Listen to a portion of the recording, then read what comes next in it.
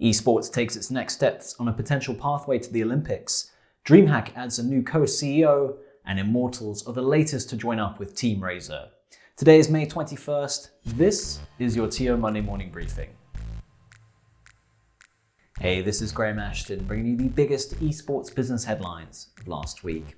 The president of the International Olympic Committee, Thomas Bach, has confirmed that the IOC will be meeting with esports companies and athletes this July in Lausanne. This follows from the Olympic Summit last year, which recognized esports as a potential sporting activity so long as it didn't infringe on Olympic values. Bach himself has reiterated his position on violent video games, but added that the Olympic movement cannot ignore such a phenomenon.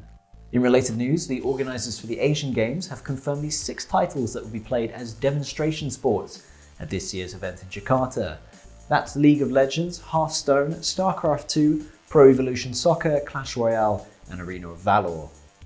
While the Asian Games are recognized by the IOC, this won't necessarily influence which esports, if any, ever make it to the Summer Games, although it might give us a good idea of how video games would be organized and represented in a multi-sporting event.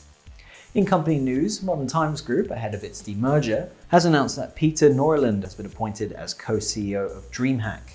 The gaming festival organizer also announced a partnership with Madrid-based business school ISDE to create a master's program in esports business. 3 major investments were announced last week. Quarterback, an esports fan engagement platform, has raised $2.5 million in a round led by Bitcraft Esports Ventures. Minute Media, which runs the esports content site DoubleTap, has raised $17 million, with one of its round leaders being Goldman Sachs. And finally, GameLinks, a mobile game studio, has raised $1.2 million, with one of its investors being none other than League of Legends developer Riot Games.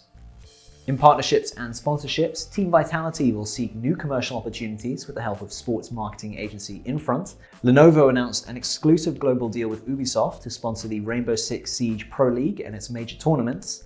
And Team Razer's latest recruit is none other than Immortals and its Overwatch League franchise, Los Angeles Valiant.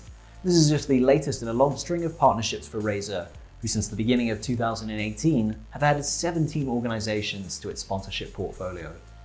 That's all for this week. If you want to keep up to date with the latest esports business news, you can find daily updates as well as features on our website, esportsobserver.com. You can of course keep up to date as well through social media using the handles above.